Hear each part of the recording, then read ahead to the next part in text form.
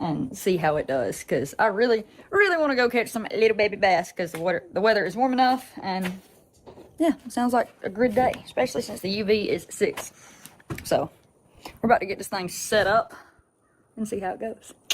I have absolutely no idea how to do that work, but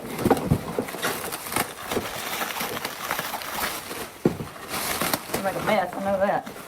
That was huge. Yeah.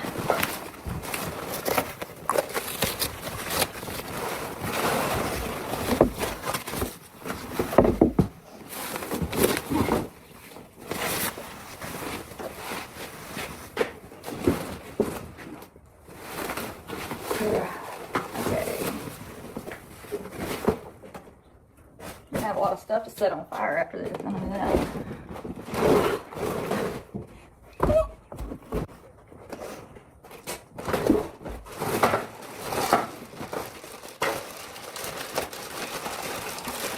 I feel like I'm about to give just an update.